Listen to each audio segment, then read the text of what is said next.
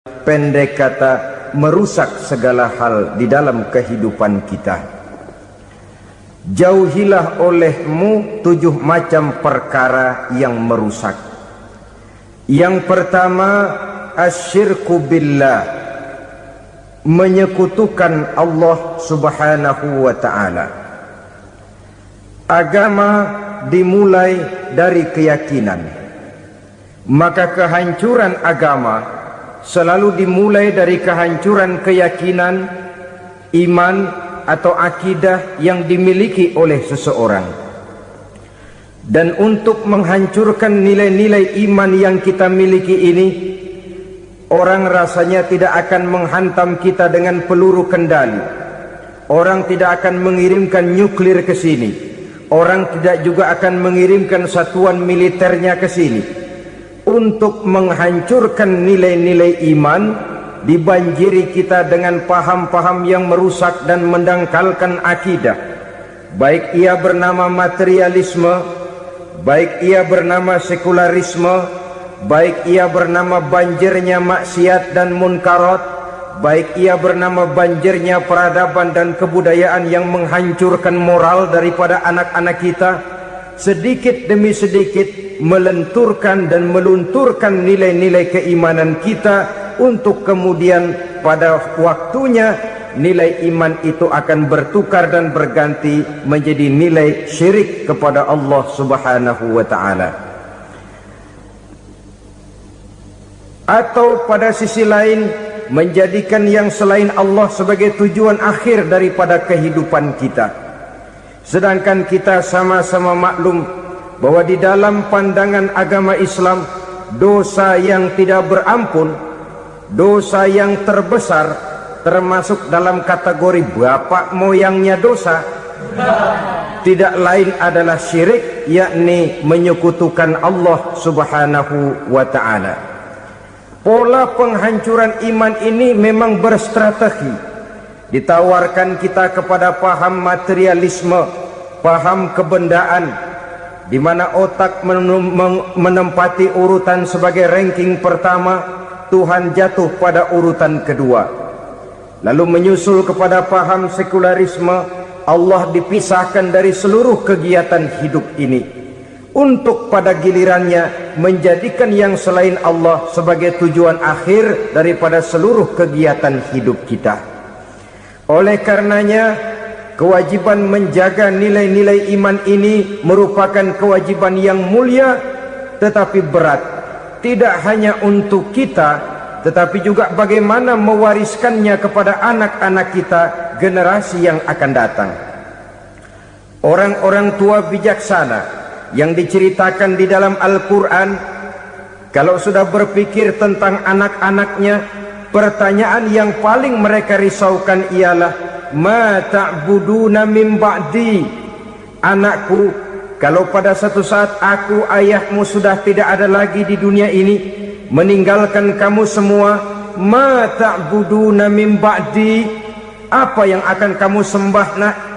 Jikalau sekarang ayahmu masih mau ke masjid, masih mau melakukan rukuk dan sujud, masih beribadah menyembah Allah subhanahu wa ta'ala, kalau orang tuamu sudah tidak ada, ma ta'buduna min ba'di, masihkah engkau mau datang ke masjid?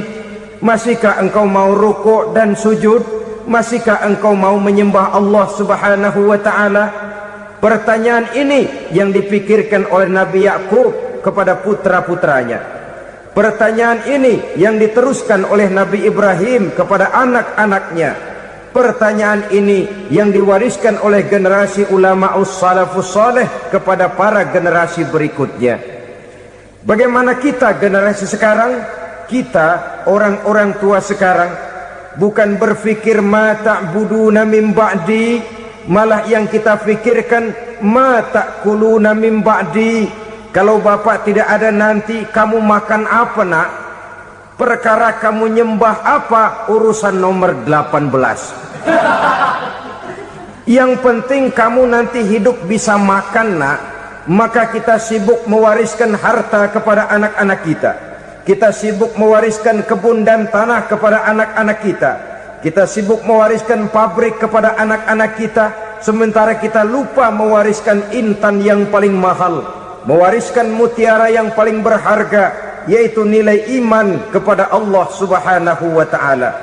Alangkah baiknya apabila warisan harta, warisan tanah dan kebun, warisan rumah dan pabrik didasari lebih dahulu dengan mewariskan nilai iman kepada Allah Subhanahu wa ta'ala. Sebagai orang-orang tua, kita boleh bersedih kalau anak kita tidak mengerti komputer. Kita boleh bersedih kalau anak kita tidak mengerti matematika. Kita boleh bersedih kalau anak kita tidak mengerti bahasa Inggris. Tapi sewajarnya lebih bersedihlah kita orang tua jikalau mempunyai anak yang tidak kenal Allah sebagai Tuhannya, yang kemudian tidak mau rukuk dan sujud kepada Allah Tuhannya. Itulah kemalangan yang paling malang bila kita meninggalkan generasi yang tidak bertauhid kepada Allah Subhanahu wa ta'ala. Betapapun anak kita tidak ngerti komputer, saudara, paling-paling kerugiannya cuma kerugian dunia. Masuk dia ke alam barzakh, munkar nakir tidak akan sempat tanya kau belajar komputer apa tidak. Kumpul dia di padang mahsyar, malaikat juga tidak akan tanya matematikamu nilainya berapa. Yang ditanya kau kenal Allah, kau rukuk dan sujud kepadanya, kau pernah datang ke masjid.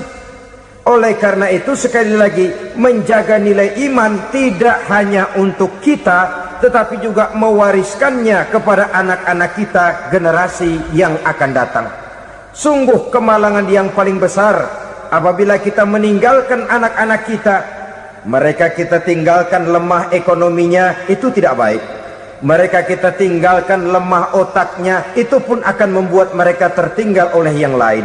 Tapi yang paling celaka, jikalau kita tinggalkan mereka dalam kondisi lemah imannya, rapuh akidahnya, tidak baik dan tidak betul keyakinan hidupnya. Oleh karena itu Nabi berpesan, jauhilah 7 perkara yang merusak. Yang pertama, syirik kepada Allah Subhanahu wa ta'ala, menyekutukan Allah baik dalam ucapan, dalam keyakinan ataupun dalam perbuatan. Ini perkara pertama yang termasuk 7 perusak besar di dalam kehidupan. Kalau sudah jatuh kita ke lembah syirik, bagaimanapun banyak kebaikan yang kita kerjakan, berjiwa sosial, bertangan pemurah, gemar menolong orang lain, kalau memang dasarnya syirik, maka seluruh kebaikan kita akan hancur, tidak akan ada nilainya dalam pandangan Allah Subhanahu wa ta'ala.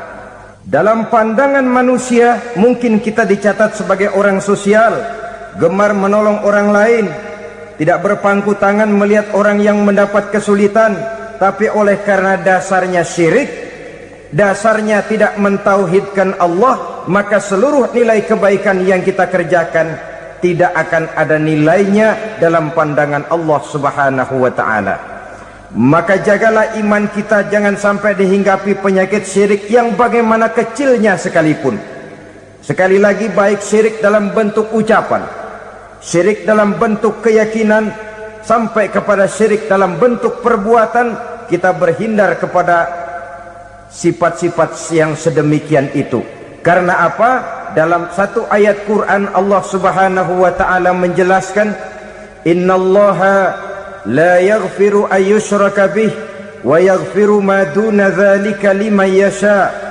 Allah tidak akan memberi ampun kepada orang-orang yang menyekutukannya, tapi Allah masih mau memberikan ampun kepada dosa-dosa yang selain itu bagi orang-orang yang dikehendakinya.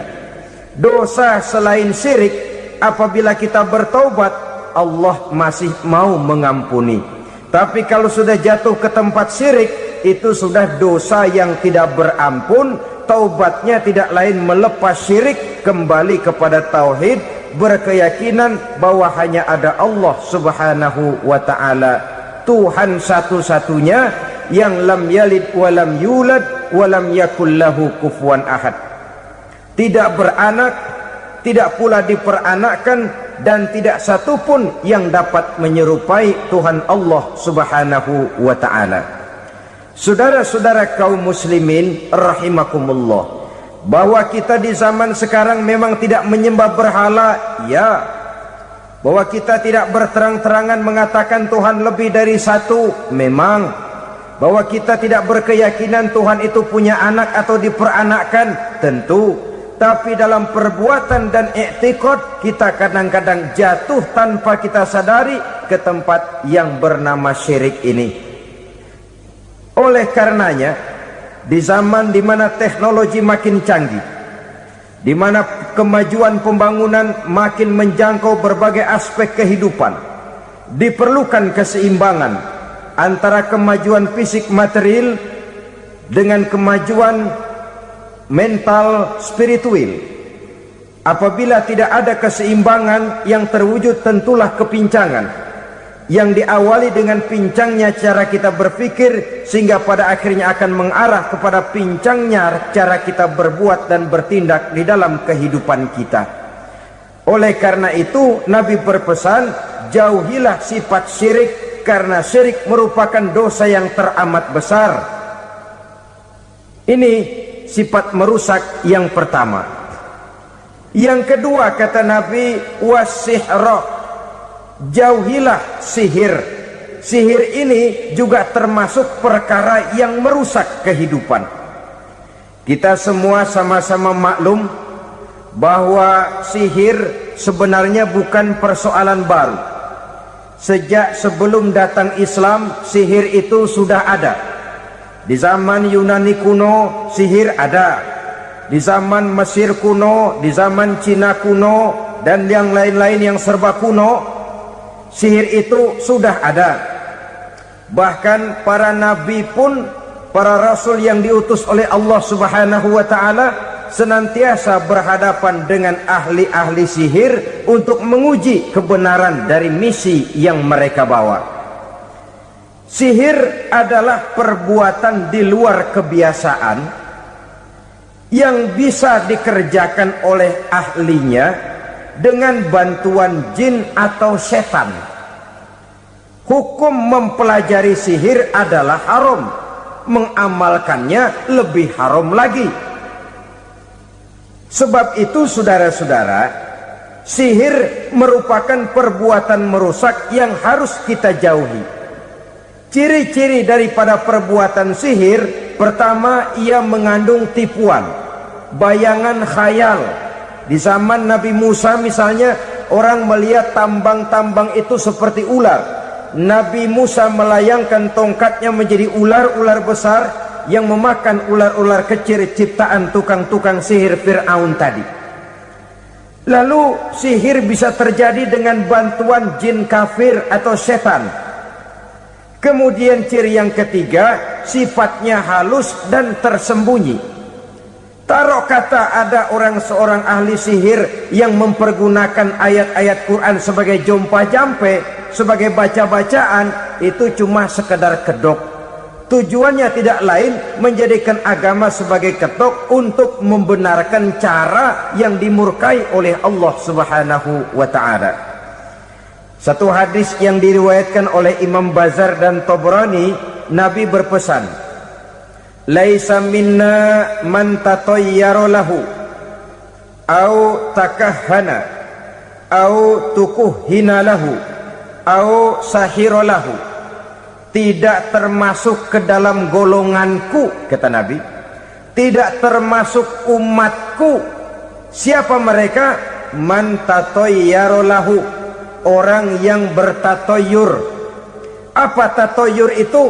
Dari kalimat toyaro, artinya terbang. Toir biasa diartikan dengan burung. Tatoyaro percaya kepada suara-suara burung. Man tatoyaro lahu, mempercayai, meyakini dengan benar-benar kepada suara beburungan. Kan suka ada itu, nah bunyi burung tuh, maling liwat. Maling liwat. Burung bunyi, maling liwat. Itu termasuk tatoyaro lahu, percaya kepada suara burung. Kan aneh kalau suara orang nggak dipercaya, suara burung malah dipercaya. Ada ustadz ceramah, kiai ngaji, nggak mau didengerin. Burung dengerin benar. Nah, suaranya dari sebelah mana? Belah kulon. Nah, itu tandanya anu. Habis dihitung-hitung, itu termasuk tatoyaro lahu, au takahana, atau bertenung, au tukuhina, atau minta ditenungkan, au sahirolahu, atau melakukan perbuatan sihir, atau minta disihirkan. Laisa minna, tidak termasuk ke dalam golonganku, kata Nabi. Sehingga dengan demikian saudara-saudara, menghadapi sihir dengan sihir sekalipun termasuk perbuatan yang tidak diajarkan oleh agama. Kita kan mempelajari sihir untuk jaga diri, tidak apa-apa. Yang dilarang mengamalkannya, dilarang juga mempelajarinya. Sebab orang kalau sudah mengetahui, biasanya lalu terangsang untuk mencoba. Kalau percobaannya berhasil, biasanya terangsang untuk coba lagi dan coba lagi. Pada akhirnya ketagihan, lalu beralih menjadi profesi, apalagi itu nanti bisa mendatangkan hasil uang. Saudara-saudara kaum muslimin rahimakumullah, kita manusia makhluk nyata, kita hidup di alam nyata, terikat oleh sunnatullah, kausaliti. Oleh karenanya bagi kita keyakinan yang penuh, keikhlasan di dalam bertuhankan Allah, penyerahan diri sepenuhnya hanya kepadanya, itu sudah merupakan obat penangkal yang sangat ampuh agar kita tidak terkena penyakit-penyakit yang dibuat oleh setan dan para pembantunya. Sehingga beberapa ayat Quran mengajarkan, misalnya a'udzu bikalimatillahi tammati min syarri ma khalaq, atau bismillazi la yadurru ma'asmihi syai'un fil ardi wala fis sama, dengan menyebut nama Allah yang tidak bisa mendatangkan bahaya sedikit pun, dari baik yang datang dari langit maupun yang datang dari bumi. Jiwa yang kosong dari keyakinan yang penuh kepada Allah, jiwa yang penuh was-was dan ragu-ragu, itu yang mudah terserang oleh penyakit-penyakit yang dikerjakan oleh para tukang-tukang sihir, yaitu oleh setan dan seluruh para pembantunya. Kemudian hadis kedua yang diriwayatkan oleh Imam Ibnu Hibban, Nabi bersabda, la yadkhulul jannata mudminu khamrin wala mu'minu bisihrin wala qati'u rahmin. Tidak masuk surga. Ini Nabi yang bilang, tidak masuk surga. Siapa itu? Pertama, mudminu khamrin, orang yang berkekalan dalam mabuk. Selalu mudminun itu sudah menjadi perbuatan rutinnya, tidak kapok-kapoknya, teler seumur hidup. Mudminu khamrin, tidak masuk surga orang yang selalu bermabuk-mabukan. Yang kedua, wala mu'minu bisihrin, orang mukmin tapi main sihir. Ini juga oleh Nabi diperingatkan, tidak akan masuk surga orang mukmin tapi suka main sihir. Wala qati'u rahmin, dan tidak juga orang yang memutuskan silaturahmi. Tiga macam manusia yang diperingatkan Nabi tidak akan masuk surga: orang yang selalu mabuk, orang mukmin yang main sihir, dan orang yang memutuskan silaturahmi. Saudara-saudara kaum muslimin rahimakumullah, lalu orang berkata, kenapa dilarang kita bersihir? Padahal Rasul sendiri kan punya mukjizat. Nah, kita memang harus membedakan antara mukjizat dengan sihir. Dalam kehidupan agama kita kenal ada yang namanya mukjizat, ada yang namanya karomah atau keramat biasa diucapkan, ada yang namanya maunah, ada yang namanya irhas, ada juga yang namanya sihir. Kesemuanya ini berbeda, saudara-saudara. Yang dinamakan mukjizat itu khusus untuk para rasul saja. Satu kejadian luar biasa yang terjadi dilakukan oleh Rasul atas izin dari Allah Subhanahu wa ta'ala. Perbedaannya dengan sihir jelas.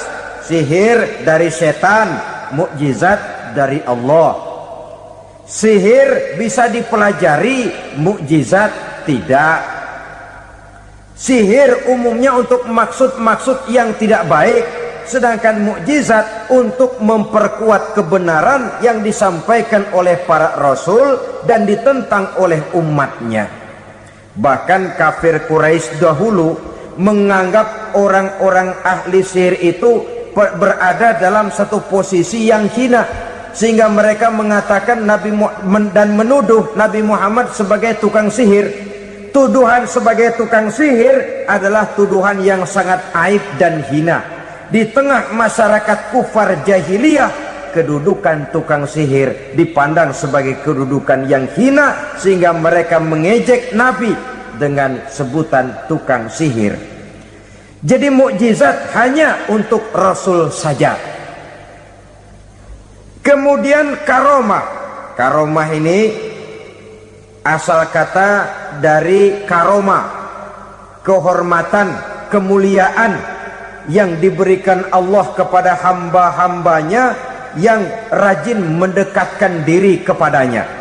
Oleh karena ketekunannya melaksanakan ibadah, Allah memberikan keistimewaan kepada orang itu, yang dengan keistimewaannya dia bisa mengerjakan yang tidak bisa dikerjakan oleh orang lain. Karomah hanya bisa dicapai dengan prestasi ibadah. Kalau sihir, mau ibadah apa enggak, asal dia belajar, bersatu dan berteman dengan setan, memenuhi persyaratan-persyaratan setan, biasanya lalu bisa. Sedangkan karomah tidak mungkin terwujud tanpa orang mendekatkan diri sedekat-dekatnya kepada Allah Subhanahu wa ta'ala. Maka kita lihat biasanya orang-orang yang punya ilmu sihir, mukanya rata-rata nggak enak dilihat. Kumuh, jauh dari air wudhu, jauh dari sujud kepada Allah, malah berteman dengan setan, menjadi pelayan-pelayannya setan. Saudara-saudara, adapun maunah, keistimewaan yang diberikan Allah kepada hamba-hambanya yang belum sampai kepada tingkat wali, tapi orang itu lebih banyak kebaikannya daripada kesalahannya.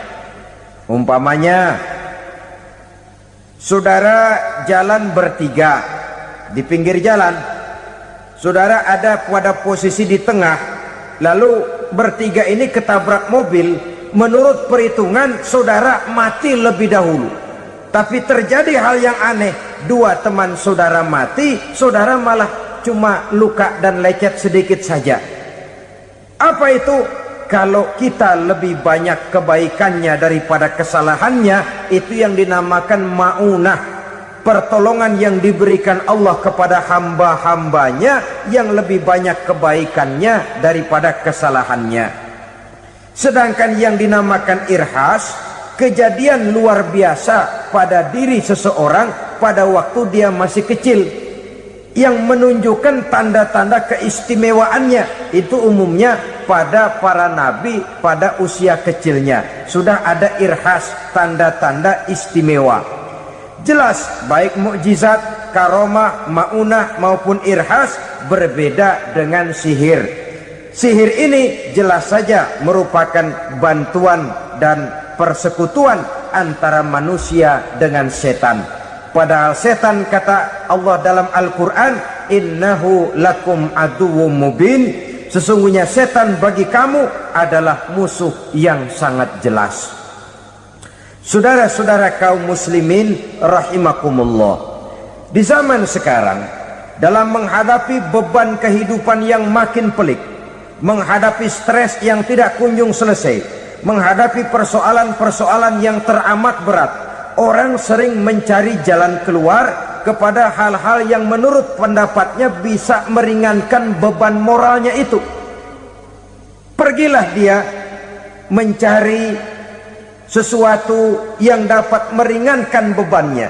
Dan tidak jarang yang jatuh ke pangkuan tukang-tukang tenung, ke pangkuan tukang-tukang sihir, yang mereka itu oleh Quran dijelaskan kadzabal munajjimun walau sodaku. Tukang-tukang tenung, tukang-tukang sihir, mereka itu bohong walaupun benar. Maksudnya bohong walaupun benar artinya kalau yang mereka kerjakan benar, itu sih kebenaran. Benar dengan kebenaran itu lain. Kebenaran, kebetulan bisa, tapi tidak untuk selalu. Apalagi kalau itu sudah membahayakan kehidupan orang lain. Jadi oleh karena itu Nabi berpesan, jauhilah daripada sihir. Kalau sudah jauhilah dari sihir artinya ya jauhilah daripada mempelajarinya, jauhilah daripada bergaul dengan orang-orang yang ahli di bidang itu, karena dari pergaulan segalanya bisa menular. Baiklah saudara, ini yang kedua. Yang ketiga pesan Nabi, wa qatlan nafsil lati harramallahu illa bil haqq. Membunuh orang lain dengan cara yang tidak benar, membunuh orang yang diharamkan oleh Allah Subhanahu wa taala untuk melakukannya kecuali dengan alasan yang benar. Kita tahu Islam adalah agama damai. Sesuai dengan namanya, ia tidak dikembangkan dengan pedang dan kekerasan. Ia dikembangkan dengan keteladanan dan tuntunan moral. Oleh karena Islam bukan agama kekerasan, Islam pun tidak mementingkan dan mengajarkan kekerasan kecuali dengan alasan yang benar dan bisa dipertanggungjawabkan. Membunuh dengan sengaja, menghilangkan nyawa orang lain tanpa alasan yang bisa dibenarkan adalah merupakan dosa besar dan satu di antara 7 perkara yang bisa mendatangkan kerusakan dalam kehidupan dan yang hendaknya harus kita jauhi. Saudara-saudara kaum muslimin rahimakumullah, beberapa waktu yang lalu di sebuah kota kecil yang indah bernama New Auckland. Saudara tahu New Auckland? Itu dari Gunung Kidul masih ngidul lagi. Pernah diadakan satu seminar yang membicarakan bagaimana menyelamatkan masyarakat manusia dari bahaya Perang Dunia Ketiga. Diperkirakan kalau terjadi Perang Dunia Ketiga, manusia tidak akan tersisa. Sebab apa? Pada waktu itu cadangan nuklir yang dimiliki oleh bersama Amerika dan Rusia konon sudah sanggup memusnahkan 6 miliar manusia pada saat jumlah manusia baru 5 miliar. Jadi kelebihan nuklir dunia ini. Kalau terjadi Perang Dunia Ketiga, sulit manusia untuk tersisa. Maka dibahaslah di dalam seminar itu, wah, supaya tidak terjadi Perang Dunia Ketiga, maka perlombaan membuat senjata-senjata canggih, alat-alat pembunuh modern harus segera dibatasi. Dibahas, tidak mungkin kita membatasi perlombaan membuat senjata. Kenapa? Makin maju ilmu dan teknologi, makin canggih senjata yang ditemukan. Atom sudah meningkat menjadi nuklir, nuklir sudah meningkat menjadi neutron, dan kita tahu bom yang bernama neutron ini bom yang cukup membunuh tanpa perlu merusak. Artinya kalau dia diledakkan di kota kita ini, bangunan utuh, jembatan tidak ambruk, rumah-rumah tetap berdiri, tapi semua yang bernama hidup mati. Itu katanya lebih sopan dari bom atom. Sebab kalau si atom ini sudah membunuh, merusak pula. Neutron cukup membunuh saja tanpa perlu merusak. Jadi majunya senjata-senjata teknologi sebagai akibat yang logis dari kemajuan ilmu pengetahuan ini tidak bisa kita batasi. Dan memang sebenarnya yang bahaya bukan senjatanya, tapi manusia yang mengendalikan senjata itu. Mereka kembali kepada prinsip the man behind the gun. Bukan senjatanya yang bahaya, tapi manusia yang mengendalikan senjata itu yang bahaya. Walaupun senjatanya modern, katakanlah model M16 umpamanya, kalau yang mengendalikannya orang beriman, insya Allah aman. Tapi biar megang cuma senapan angin, kalau yang megang orang brutal, ngeri kita deket-deket. Apalagi kalau memang bukan ahlinya menggunakan senjata, bisa ngeker kaki kena jidat.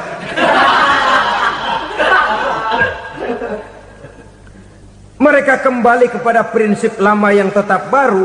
Bukan senjatanya yang harus dibatasi, manusia yang mengendalikan senjata itu yang perlu dibicarakan. Nah, kalau begitu, agar manusia tidak mempergunakan senjata sewenang-wenang, apa yang harus kita lakukan?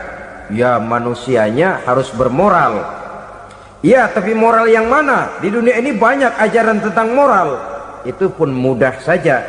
Di sini kan kita undang saja ahli dari berbagai agama untuk membicarakan konsep perdamaian menurut agamanya masing-masing. Baik, setuju itu? Setuju. Maka tampillah para ahli agama, mereka kembali kepada prinsip moral daripada konsep yang terkandung di dalam ajaran agama untuk menegakkan perdamaian. Mula-mula naiklah ahli dari agama Hindu, dibacakan konsep perdamaian menurut ajaran agama Hindu, bahwa untuk damai manusia harus meninggalkan nafsu keduniaannya, menempuh samsara dan sebagainya untuk mencapai nirwana, menjauhi kemegahan dan kemewahan dunia. Ini lalu dibahas, rasanya juga tidak mungkin ini. Kemudian dari agama Nasrani, bahwa untuk damai manusia harus menciptakan sifat kasih sayang. Kalau ditampar pipi kiri, berikan pipi yang kanan. Kalau diberikan selendang, berikan baju. Nanti orang kasihan, lalu dia tidak akan nampar lagi. Ketika ini dibahas, ternyata rasanya pun tidak mungkin bisa diterima. Karena apa? Di zaman sekarang orang ditampar pipi kiri, dikasih pipi kanan. Bukan kasihan, gemes. Damai belum tentu, bonyok udah jelas. Lalu ketika dibacakan konsep perdamaian menurut Quran, di mana disampaikan ayat wa jazaa'u sayyi'atin sayyi'atun misluha faman afa wa aslaha fa ajruhu 'ala Allah. Balasan terhadap satu kejahatan adalah kejahatan yang seimbang, tetapi barang siapa yang memberi maaf dan mencari jalan damai, itulah yang terbaik dan akan mendapat pahala dari Allah Subhanahu wa ta'ala. Kamu tidak salah ditampar pipi kirimu, tampar lagi pipi kirinya sekeras dia menampar pipi kirimu. Nanti orang tidak mau menampar kita karena dia tahu kalau dia tampar kita, dia akan menderita tamparan sekeras dia menampar kita. Akan terjadilah prinsip saling hormat menghormati, tidak saling ganggu, tidak saling usil, tidak saling jahil. Atas dasar ini perdamaian bisa ditegakkan. Mereka bisa menerima konsep ini, tapi kemudian seminar ditutup tanpa satu keputusan resmi. Kenapa? Terus terang mereka kagum dengan konsep Islam, tapi sentimen lama terhadap nilai-nilai Islam telah menutup mata mereka untuk menerima kebenaran dari ajaran Al-Quranul Karim. Saudara-saudara kaum muslimin rahimakumullah, kembali kita kepada persoalan pokok. Roh adalah dari Allah, dia akan kembali kepada Allah, milik mutlak dari Allah. Tidak pantas kita merampasnya dari orang lain. Tidak wajar kita menghilangkannya tanpa alasan yang dibenarkan oleh agama. Di zaman sekarang, akibat persaingan hidup yang makin tajam, lapangan kerja yang makin sulit, tensi ekonomi yang makin tinggi, atau karena nilai moral yang makin rendah, atau juga karena rapuhnya pegangan orang kepada agama, nyawa rasanya sudah sedemikian murahnya. Berbagai kasus membuat berdiri bulu roma kita. Ada mayit, ada manusia dipotong 6, dicincang macam kambing. Ada yang dipotong 5, ada yang dipotong 13, dikardusin, dibuang ke tempat sampah. Inna lillahi wa inna ilaihi raji'un. Gejala apa ini? Kanibalisme. Manusia sudah demikian sadisnya, manusia sudah sedemikian buasnya, sehingga sesama manusia diperlakukan seperti hewan. Padahal hewan sendiri belum pernah macan makan macan, bagaimanapun buasnya macan. Belum pernah serigala memakan serigala, bagaimanapun brutalnya serigala. Tetapi manusia makan manusia di zaman sekarang kadang jadi kenyataan dalam kehidupan kita. Kadang persoalannya remeh saja, soal uang 200 perak, pisau bicara, nyawa melayang. Soal rokok sebatang, celurit bicara, nyawa melayang. Soal-soal yang sama sekali tidak prinsip, begitu mudah kita menghilangkan nyawa orang lain. Padahal Nabi pernah memperingatkan, apabila dua orang muslim sudah berkelahi dan berbunuh-bunuhan, al-qatil wal maktul finnar, yang membunuh dan yang terbunuh dua-duanya neraka. Sahabat heran, ya Rasul, kalau yang terbunuh, kalau yang membunuh masuk neraka itu sih wajar, tapi yang terbunuh kenapa neraka juga? Beliau menjawab, dua-duanya sudah punya niat untuk saling membunuh. Niatnya itu yang diponten. Yang terbunuh cuman lagi apes aja, keduluan dia. Umpama tidak terbunuh, pasti dia yang akan membunuh. Oleh karenanya al-qatil wal maktul, yang membunuh dan yang dibunuh finnar, dua-duanya masuk ke dalam neraka. Islam menghormati kehidupan, tidak hanya terbatas kepada sesama muslim, orang-orang yang berlainan agama pun yang mau hidup berukun, damai, berdampingan dengan umat Islam, jiwa mereka, darah mereka dilindungi oleh nilai-nilai Islam yang disebut dengan kafir zimmi ini. Mengganggu mereka sama saja dengan mengganggu aku, kata Nabi. Jadi oleh karena itu, sayangilah sesama. Kehidupan adalah anugerah Allah, bukan wewenang kita untuk mencabutnya dari orang lain, bukan wewenang kita untuk merampas dan menghilangkannya dari orang lain. Apa yang tidak enak terjadi pada diri kita, begitu pula lah apabila terjadi pada diri orang lain. Sehingga Nabi mengatakan, la yu'minu ahadukum hatta yuhibba li akhihi ma yuhibbu li nafsihi. Belum dikatakan beriman seseorang kamu apabila dia belum mencintai saudaranya seperti ia mencintai dirinya sendiri. Apa yang enak dirasakan oleh orang lain, enak juga dirasakan oleh dia. Mengukur orang lain dengan diri sendiri. Kalau orang lain tanpa salah saya fitnah, kalau saya tanpa salah difitnah orang, enak apa enggak? Enggak, orang lain juga begitu. Kalau orang lain tanpa salah saya tempeleng kepalanya, enak apa tidak? Tidak. Orang lain juga begitu. Yang tidak enak terjadi pada diri kita, tentu tidak enak juga kalau terjadi pada orang lain. Mengukur orang lain dengan diri sendiri, sehingga tidak timbul sifat egois, tidak menari di atas bangkai orang lain, tidak mendirikan kebahagiaan di atas untayan air mata orang lain. Sehingga dengan demikian saudara-saudara, dia bisa menghormati kehidupan, menghormati orang lain sebagaimana dia ingin dihormati. Inilah perbuatan ketiga yang merusak, membunuh orang lain dengan yang diharamkan Allah tanpa alasan yang benar. Yang ketiga. Kemudian yang keempat, perbuatan merusak wa aklar riba, makan riba. Hidup adalah tolong menolong. Bahasa kerennya take and give katanya. Saling memberi dan saling menerima. Nabi mengajarkan, man kuraba kurbatan min kurabid dunya karaballahu lahu kurbatan min kurabi yaumal qiyamah wallahu fi aunil abdi madamal abdu fi auni akhihi. Siapa yang meringankan beban dari beban-beban yang dirita seseorang di dalam kehidupan dunia, Allah akan meringankan bebannya daripada beban-beban yang harus dipikulnya di hari kiamat nanti. Wallahu fi aunil abdi madamal abdu fi auni akhihi. Allah senantiasa akan menolong seorang hamba selama hamba itu masih mau menolong saudaranya. Allah selalu akan menolong seorang hamba selama hamba itu masih mau menolong saudaranya.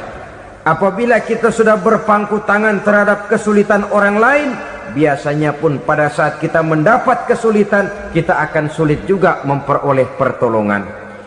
Nah, riba alias renten, kedoknya adalah menolong orang, tapi sama juga bulu buntutnya dilepas, palanya dicekek. Menolong orang pada akhirnya menjadi beban bagi seseorang, dan memang mencari orang-orang yang berada dalam posisi kesulitan. Biasanya di daerah-daerah di mana musim paceklik, jadi lapangan kerja sulit, sedangkan urusan perut tidak bisa ditunda, akhirnya orang terjebak ke dalam rentenir, ke dalam riba, ke dalam renten, bunga berbunga, sehingga satu saat jumlah bunganya bisa lebih besar dari jumlah pinjaman pokoknya. Kemudian kalau juga ternyata tidak bisa dibayar, rumah jadi taruhan. Memang rumah satu-satunya, begitu rumah ditarik mulain camping. Bukankah pada akhirnya akan mewariskan kesengsaraan? Oleh karena itu, kepada kita berusahalah jangan berhubungan dengan rentenir, jangan makan renten dan riba. Kepada mereka yang melaksanakan riba, walaupun mendatangkan keuntungan materi, tapi percayalah, harta yang didapat dengan jalan riba tidak akan membawa keberkahan. Manakala tidak membawa keberkahan, dia tidak akan mendatangkan ketenangan di dalam kehidupan kita. Oleh karenanya, memakan harta riba termasuk perbuatan yang merusak sendi-sendi kehidupan sosial, merusak kehidupan orang lain, merusak kehidupan masyarakat, tetangga, pergaulan, dan sebagainya. Yang kelima, wa akla malil yatim, memakan harta anak yatim dengan cara yang zalim. Nih, memang lezat. Anak yatim itu nggak tahu urusan apa-apa, kita diamanahkan untuk mengurusinya. Kadang-kadang dibentuklah panitia penyantunan yatim piatu. Yatimnya mah tetap kelaparan, panitianya yang pada gendut.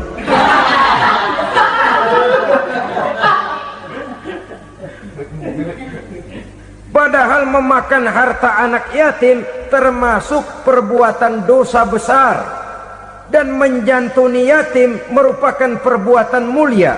Nabi mengatakan, ana wa kafilul yatim kahataini yaumal qiyamah. Aku dan orang-orang yang menyantuni anak yatim seperti dua jari ini pada hari kiamat nanti. Dekat sekali. Jikalau ingin di hari akhir nanti dekat dengan Rasul, bersahabatlah dengan anak-anak yatim. Jadilah pengurus anak-anak yatim. Bangunlah panti-panti asuhan yatim. Pada saat bapak ibunya meninggal, kitalah yang menjadi orang tuanya. Bahkan sedemikian besar perhatian Islam terhadap anak-anak yatim ini, sehingga Quran memberikan peringatan, ara'aital ladzi yukadzibu biddin fadzalikal ladzi yad'ul yatim wa la yahuddu ala ta'amil miskin. Tahukah kamu siapa orang yang mendustakan agama, beragama tapi dianggap dusta, salatnya dusta, puasanya dusta, karena agamanya sudah berdusta. Siapa mereka? Fazalikal ladzi yad'ul yatim, orang yang menyia-nyiakan anak yatim, wala yahuddu ala ta'amil miskin, dan tidak pernah memberi makan kepada orang-orang yang menderita kemiskinan. Menyia-nyiakan, meninggalkan anak yatim termasuk perbuatan yang divonis kita sebagai orang yang mendustakan agama. Saudara-saudara kaum muslimin rahimakumullah, maka sangat dicela mengeksploitir anak-anak yatim, menjadikan mereka sebagai kedok untuk mencari kekayaan pribadi. Tetapi jikalau ikhlas, ganjarannya sangat besar, nilai pahalanya sangat besar. Menyantuni yatim tidak hanya setahun sekali. Kalau Muharram pakai istilah lebaran yatim, dibentuklah panitia, diberilah beras, uang 45.000 rupiah, alhamdulillah. Tapi jangan lupa, si yatim tidak hidup cuma satu hari. Dia tidak hidup cuma di bulan Muharram saja, dia hidup 12 bulan dalam setahun. Sebagaimana anak-anak yang lain, dia juga berhak punya masa depan. Dia juga berhak menikmati bangku sekolah. Dia berhak mengenyam arti dan makna pendidikan. Dia berhak membekali diri dengan ilmu dan pengetahuan, seperti halnya anak-anak yang lain. Maka kita yang diberikan keluasan oleh Allah, ingatlah itu, bersahabatlah dengan anak-anak yatim, santuni mereka.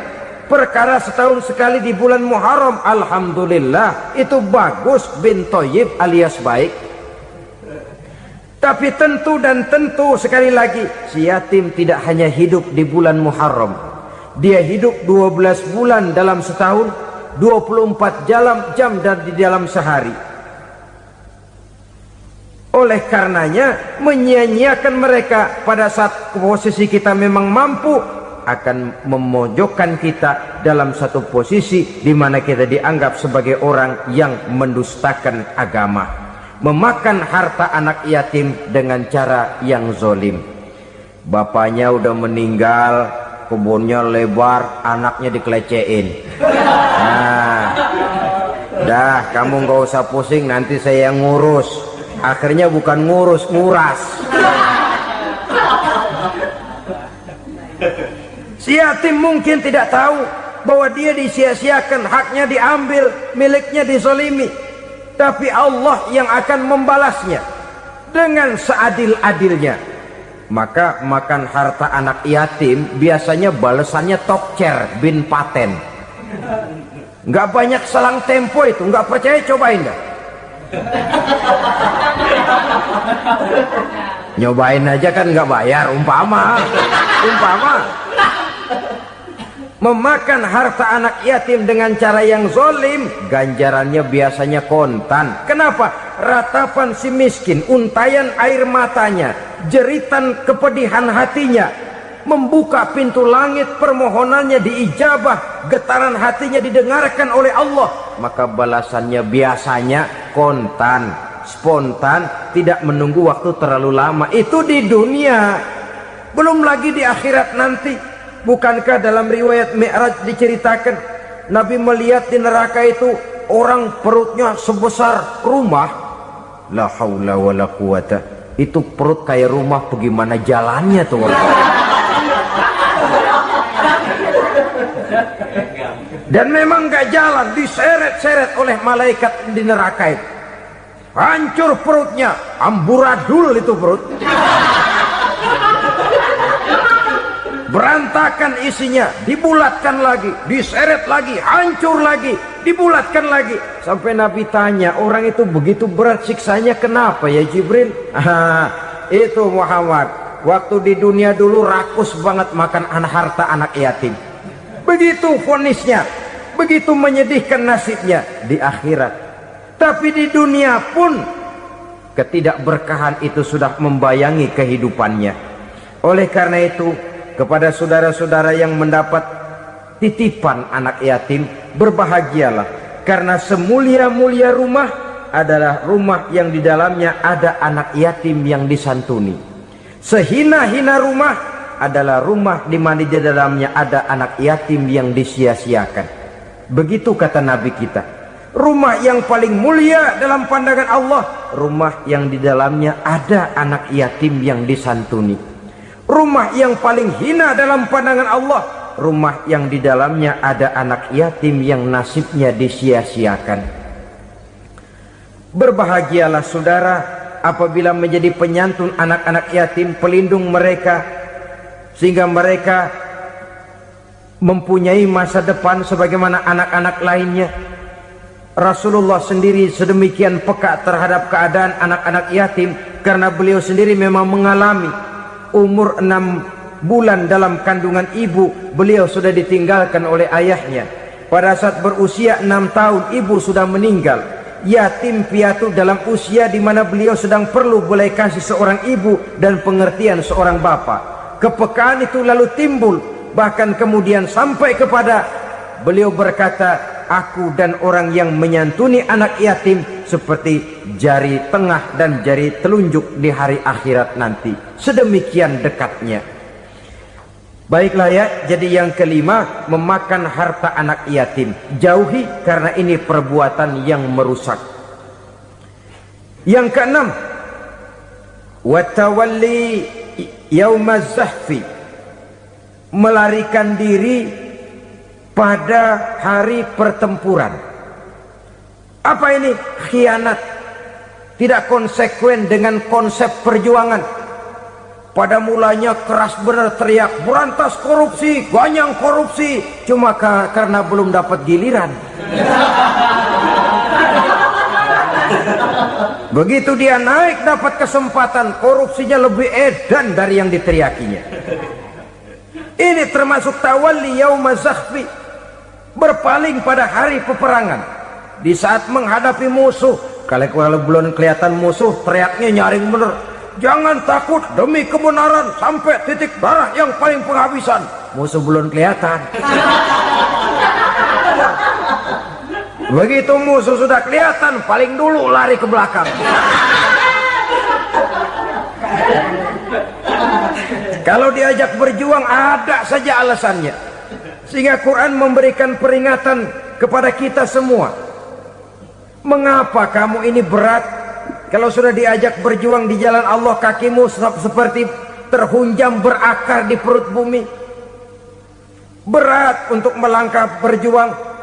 Lari dari pertempuran tidak konsekuen dengan konsepsi perjuangan. Mau enaknya saja. Dalam kondisi yang sulit lalu berpangku tangan. Ini termasuk ciri munafik yang di dalam Al-Quran disindir dengan bahasa kullama adha'a lahum masyaufi wa iza azlama alaihim qamu. Waktu terang mereka jalan, giliran gelap mereka mandek. Artinya, maksudnya kalau giliran ada untungnya aja rame-rame teriak Islam, tapi begitu diminta berjuang, dituntut berkorban, rame-rame mundur.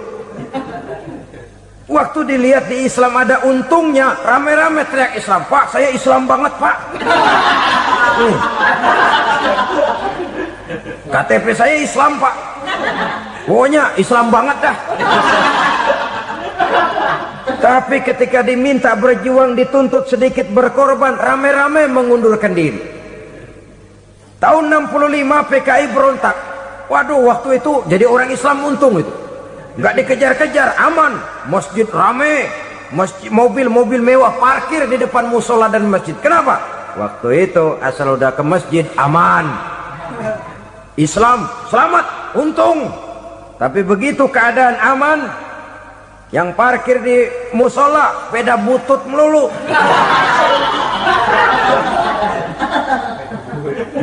Waktu terang mereka jalan, waktu gelap mereka berhenti.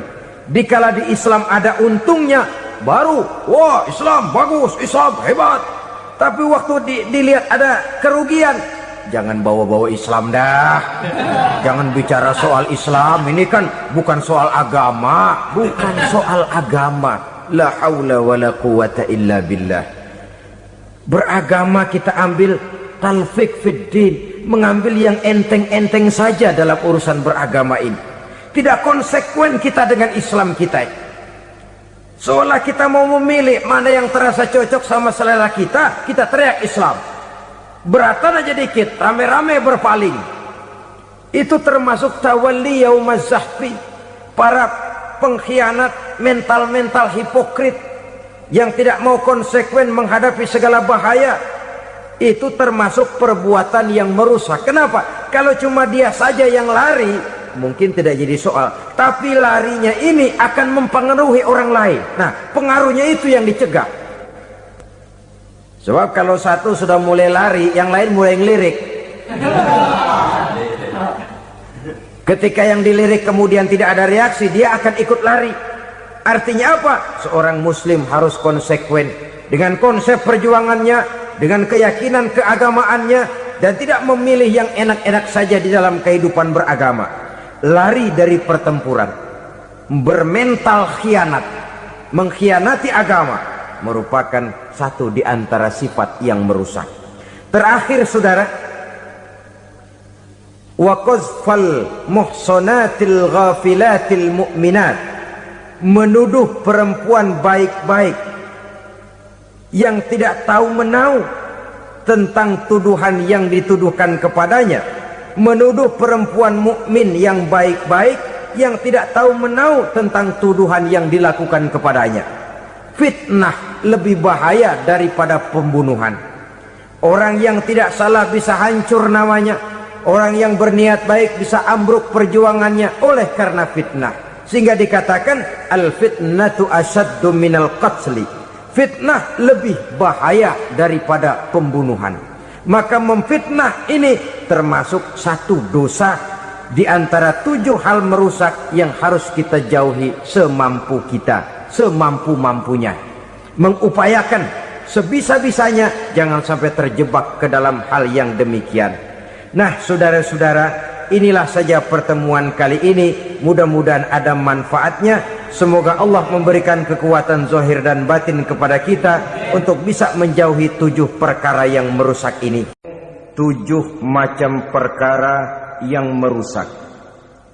Merusak akidah dan keimanan, merusak amal perbuatan yang sudah kita kerjakan, merusak sendi-sendi kehidupan sosial, pendek kata, merusak segala hal di dalam kehidupan kita. Jauhilah olehmu 7 macam perkara yang merusak. Yang pertama, asyirku billah, menyekutukan Allah subhanahu wa ta'ala. Agama dimulai dari keyakinan, maka kehancuran agama selalu dimulai dari kehancuran keyakinan, iman atau akidah yang dimiliki oleh seseorang. Dan untuk menghancurkan nilai-nilai iman yang kita miliki ini, orang rasanya tidak akan menghantam kita dengan peluru kendali. Orang tidak akan mengirimkan nuklir ke sini. Orang tidak juga akan mengirimkan satuan militernya ke sini. Untuk menghancurkan nilai-nilai iman, dibanjiri kita dengan paham-paham yang merusak dan mendangkalkan akidah. Baik ia bernama materialisme, baik ia bernama sekularisme, baik ia bernama banjirnya maksiat dan munkarat, baik ia bernama banjirnya peradaban dan kebudayaan yang menghancurkan moral daripada anak-anak kita. Sedikit demi sedikit melenturkan dan melunturkan nilai-nilai keimanan kita, untuk kemudian pada waktunya nilai iman itu akan bertukar dan berganti menjadi nilai syirik kepada Allah subhanahu wa ta'ala. Atau pada sisi lain, menjadikan yang selain Allah sebagai tujuan akhir daripada kehidupan kita. Sedangkan kita sama-sama maklum bahwa di dalam pandangan agama Islam, dosa yang tidak berampun, dosa yang terbesar, termasuk dalam kategori bapak moyangnya dosa, tidak lain adalah syirik, yakni menyekutukan Allah subhanahu wa ta'ala. Pola penghancuran iman ini memang berstrategi. Ditawarkan kita kepada paham materialisme, paham kebendaan, di mana otak menempati urutan sebagai ranking pertama, Tuhan jatuh pada urutan kedua.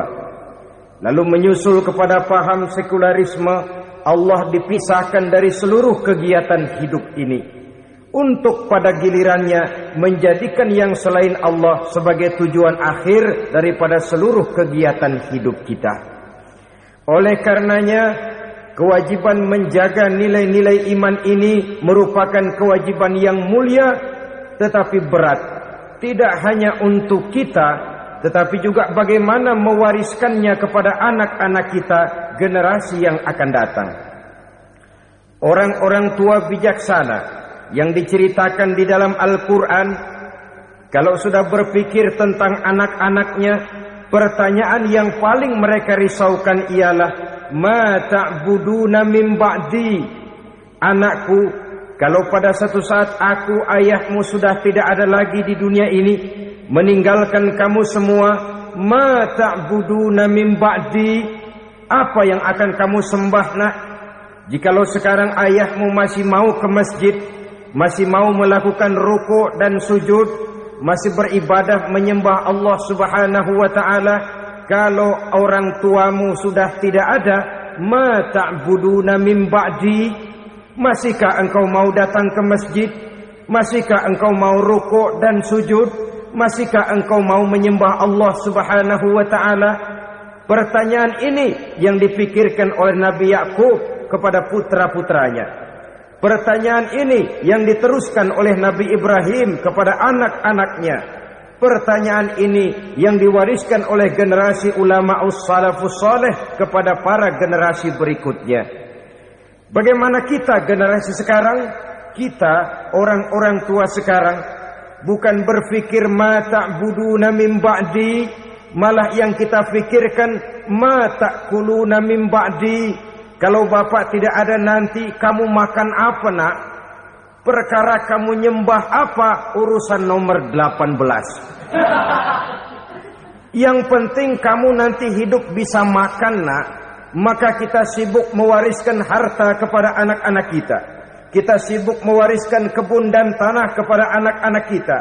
Kita sibuk mewariskan pabrik kepada anak-anak kita, sementara kita lupa mewariskan intan yang paling mahal, mewariskan mutiara yang paling berharga, yaitu nilai iman kepada Allah Subhanahu wa ta'ala. Alangkah baiknya apabila warisan harta, warisan tanah dan kebun, warisan rumah dan pabrik didasari lebih dahulu dengan mewariskan nilai iman kepada Allah Subhanahu wa ta'ala. Sebagai orang-orang tua, kita boleh bersedih kalau anak kita tidak mengerti komputer. Kita boleh bersedih kalau anak kita tidak mengerti matematika. Kita boleh bersedih kalau anak kita tidak mengerti bahasa Inggris. Tapi sewajarnya lebih bersedihlah kita orang tua jikalau mempunyai anak yang tidak kenal Allah sebagai Tuhannya, yang kemudian tidak mau rukuk dan sujud kepada Allah Tuhannya. Itulah kemalangan yang paling malang bila kita meninggalkan generasi yang tidak bertauhid kepada Allah Subhanahu wa ta'ala. Betapapun anak kita tidak ngerti komputer, saudara, paling-paling kerugiannya cuma kerugian dunia. Masuk dia ke alam barzakh, munkar nakir tidak akan sempat tanya kau belajar komputer apa tidak. Kumpul dia di padang mahsyar, malaikat juga tidak akan tanya matematikamu nilainya berapa. Yang ditanya, kau kenal Allah, kau rukuk dan sujud kepadanya, kau pernah datang ke masjid. Oleh karena itu sekali lagi, menjaga nilai iman tidak hanya untuk kita, tetapi juga mewariskannya kepada anak-anak kita, generasi yang akan datang. Sungguh kemalangan yang paling besar apabila kita meninggalkan anak-anak kita. Mereka kita tinggalkan lemah ekonominya, itu tidak baik. Mereka kita tinggalkan lemah otaknya, itu pun akan membuat mereka tertinggal oleh yang lain. Tapi yang paling celaka, jikalau kita tinggalkan mereka dalam kondisi lemah imannya, rapuh akidahnya, tidak baik dan tidak betul keyakinan hidupnya. Oleh karena itu, Nabi berpesan, jauhilah 7 perkara yang merusak. Yang pertama, syirik kepada Allah Subhanahu wa ta'ala. Menyekutukan Allah baik dalam ucapan, dalam keyakinan ataupun dalam perbuatan. Ini perkara pertama yang termasuk 7 perusak besar di dalam kehidupan. Kalau sudah jatuh kita ke lembah syirik, bagaimanapun banyak kebaikan yang kita kerjakan, berjiwa sosial, bertangan pemurah, gemar menolong orang lain, kalau memang dasarnya syirik, maka seluruh kebaikan kita akan hancur, tidak akan ada nilainya dalam pandangan Allah Subhanahu wa taala. Dalam pandangan manusia, mungkin kita dicatat sebagai orang sosial, gemar menolong orang lain, tidak berpangku tangan melihat orang yang mendapat kesulitan, tapi oleh karena dasarnya syirik, dasarnya tidak mentauhidkan Allah,